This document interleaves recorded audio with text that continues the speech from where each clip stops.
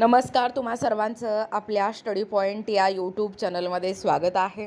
तर राज्य अधिकारी किंवा कर्मचाऱ्यांचे माहे एप्रिल देय मे 2026 वेतन अदा करण्याबाबतचा महत्त्वपूर्ण असा GR दिनांक 27/3/2026 रोजी निर्गमित झालेला आहे. याबद्दल संपूर्ण सविस्तर GR या व्हिडिओच्या माध्यमातून जाणून घेणार आहोत. तत्पूर्वी तुम्ही जर आपल्या स्टडी पॉईंट या यूट्यूब चॅनलवरती जर नवीन असाल तर आपल्या या चॅनलला लगेचच लाईक आणि सबस्क्राईब करायला विसरू नका. चला तर मग वेळ वाया न घालवता माहे एप्रिल देय मे 2026 वेतन अदा करण्याबाबतचा हा महत्त्वपूर्ण GR काय आहे ते या ठिकाणी आपण जाणून घेऊया. बघा, या ठिकाणी तुम्ही टायटल पाहू शकता. टायटल काय आहे बघा, राज्य अधिकारी किंवा कर्मचाऱ्यांचे माहे एप्रिल देय मे 2026 वेतन अदा करण्याबाबत महत्त्वपूर्ण GR निर्गमित दिनांक 27/3/2026. Important GR regarding payment of salary for April and may 2026 of state officers employees issued on 27/3/2026. राज्य अधिकारी किंवा कर्मचाऱ्यांचे माहे एप्रिल देय मे 2026 वेतन अदा करण्याबाबत वित्त विभागामार्फत दिनांक 27/3/2026 रोजी महत्त्वपूर्ण शासन निर्णय निर्गमित करण्यात आलेला आहे. सदर निर्णयानुसार नमूद करण्यात आला आहे की सेवार्थ प्रणालीत वेतन घेणाऱ्या सर्व आहरण व वितरण अधिकाऱ्यांच्या अधीनस्थ असणाऱ्या अधिकारी किंवा कर्मचारी यांचे माहे एप्रिल 2026 देय मे 2026 या वेतन देयक अदा करण्यापूर्वी KYC पूर्ण करण्याचे निर्देश देण्यात आले आहेत. तसेच सदर KYC पूर्ण न केल्यास संबंधित अधिकारी किंवा कर्मचाऱ्यांचे माहे एप्रिल 2026 देय माहे मे 2026 चे वेतन आहरित करण्यात येणार नसल्याचे देखील स्पष्ट नमूद करण्यात आले आहेत. सदर KYC पूर्ण करण्यापूर्वी अधिकारी किंवा कर्मचारी यांच्या बँक खात्याशी आधार क्रमांक संलग्न असलेले बँक खाते सेवार्थ प्रणालीत अद्ययावत करणे आवश्यक असणार आहे. या सेवार्थ प्रणालीत उपलब्ध असणारे बँक खाते आधार क्रमांकाशी संलग्न नसेल तर असे खाते त्वरित बदलण्याचे निर्देश देण्यात आले आहेत. तसेच सेवार्थ प्रणालीत आधार क्रमांकाशी संलग्न असलेले बँक खाते अद्ययावत करण्याचे निर्देश देण्यात आले आहेत.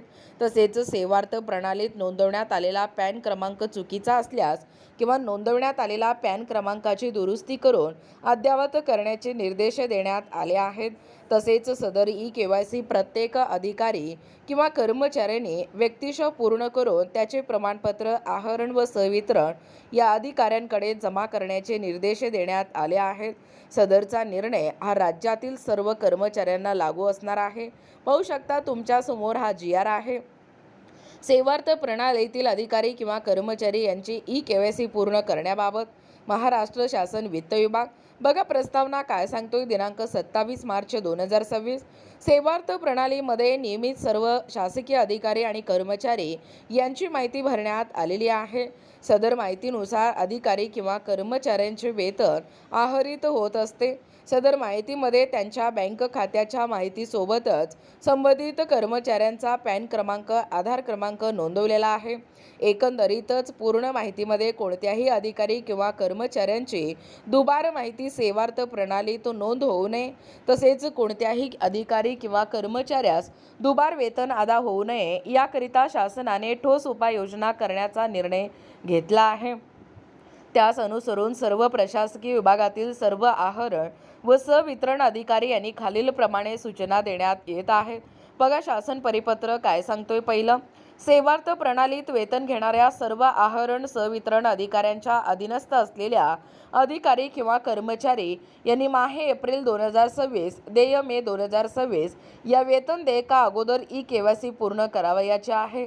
सदर KYC पूर्ण न केल्यास संबंधित अधिकारी किंवा कर्मचारी यांचे माहे एप्रिल 2026 देय माहे मे 2026 चे वेतन आहरित या ठिकाणी करण्यात येणार नाही. सदर KYC पूर्ण करण्यापूर्वी अधिकारी किंवा कर्मचारी यांच्या बँक खात्याशी आधार क्रमांक संलग्न असलेले बँक खाते सेवार्थ प्रणालीत अद्ययावत केले असले पाहिजे. या सेवार्थ प्रणालीत उपलब्ध असलेले बँक खाते आधार क्रमांकाशी संलग्न नसेल तर असे खाते त्वरित बदलण्यात येऊन सेवार्थ प्रणालीत आधार क्रमांकाशी संलग्न असलेले बँक खाते अद्ययावत या ठिकाणी करण्यात यावे. तिसरा आहे, तसेच सेवार्थ प्रणालीत नोंदवलेला पॅन क्रमांक चुकीचा असल्यास नोंदवण्यात आलेला पॅन क्रमांकाची दुरुस्ती करून अद्ययावत करण्यात यावा. चौथा आहे सदर ई-केवायसी प्रत्येक अधिकारी किंवा कर्मचारी यांनी व्यक्तिशः पूर्ण करून त्याचे प्रमाणपत्र आहरण व सहवितरण अधिकाऱ्याकडे जमा करावयाचे आहे. आहरण व सहवितरण अधिकाऱ्यांनी असे प्रमाणपत्र सादर केल्यानंतर सेवार्थ प्रणालीत देण्यात आलेल्या ई-केवायसी अपडेशन रिपोर्टमध्ये सदर अधिकारी किंवा कर्मचारी यांची नोंद करावयाची आहे.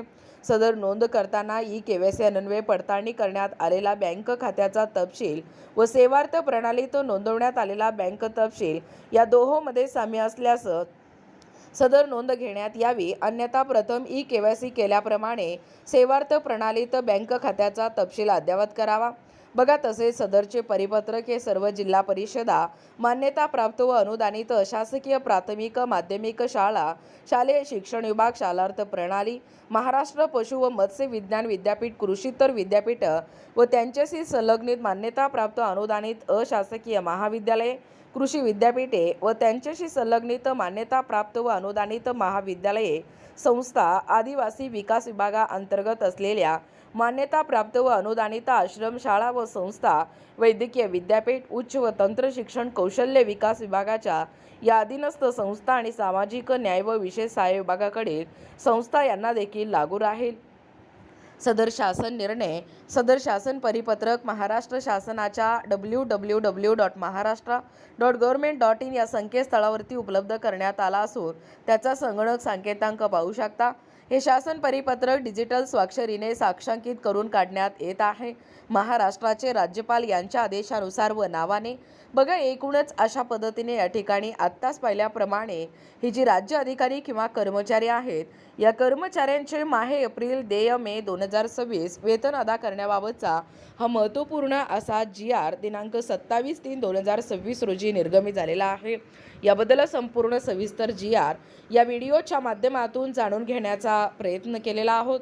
अशाच प्रकारचे नवनवीन अपडेट पाहिजे असतील किंवा तुम्हाला जर आमच्या अध्यापनाचे व्हिडिओ आवडत असतील किंवा तुम्ही जर आपल्या स्टडी पॉईंट या यूट्यूब चॅनलवरती जर नवीन असाल तर आपल्या या चॅनलला लगेचच लाईक आणि सबस्क्राईब करायला विसरू नका. भेटूया अशाच पुढच्या नवीन व्हिडिओमध्ये. तोपर्यंत धन्यवाद.